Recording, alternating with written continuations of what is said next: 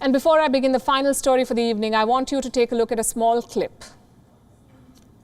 Can you share that banana bread recipe? Sure. It's actually my mom's banana bread recipe, but it's pretty foolproof and super easy. Well, I really appreciate it. I know your mom's a great baker, so should be good. Do you remember this viral video? It's from a campaign. It encourages victims of domestic violence to signal for help. That's what this woman was doing. The video is heartbreaking.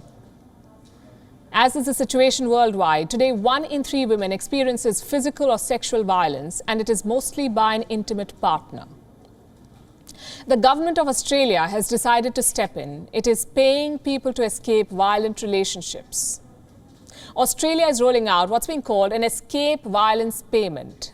The scheme is open to all genders. Victims can apply for it, and they will get a one-time payment of 5,000 Australian dollars.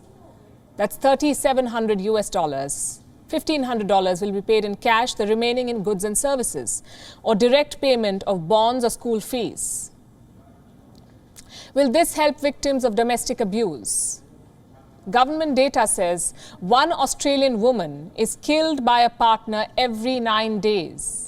1 man is killed by a partner every 29 days. It gets worse in the case of Australia's Indigenous community. Government data says Indigenous people are 32 times more likely to be hospitalized for family violence. Now, all of these numbers are from 2019. It's pre-pandemic data.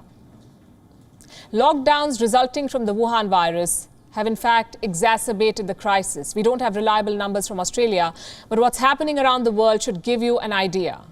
When the pandemic began, incidents of domestic violence increased 300% in Hubei, China, 25% in Argentina, 30% in Cyprus, 33% in Singapore, 50% in Brazil. This is according to UN Women. The money the Australian government is giving out will help at least some victims escape the violence, and I will tell you why. Surveys have shown that in many cases, a woman does not leave her abusive partner because she depends on him for finances, for paying their child's school fee, for rent, for basic survival. In many cases, a man controls his victim's bank account, his credit card, his paychecks. And there's a term for this. It's called financial abuse. A 2014 survey commissioned by the Allstate Foundation found that 98% of domestic violence victims also experience financial abuse. So the escape payment will help a victim sustain herself, even if it is for the time being. If need be, pay for a lawyer, pay for a counselor, even go to vacation for all you know to clear her head. And I know it sounds superficial, but oftentimes even small things help in improving a person's mental strength. So the escape payment is definitely a welcome step.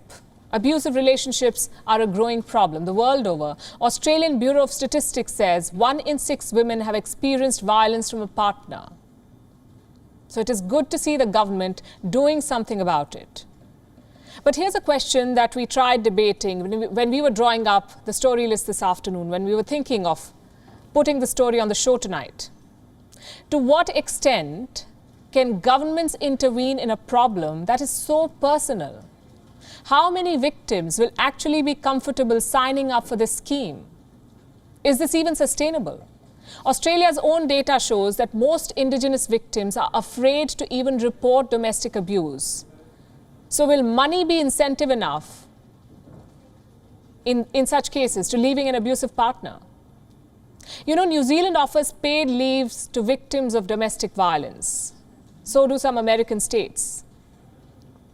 But how many women or men actually tell their employers about the situation at home? Forget taking leaves against it. I will tell you what happens in this part of the world. People do not talk about what happens behind closed doors. So here's the dilemma. While escape payment is a good start to address domestic violence and abusive relationships, is it enough?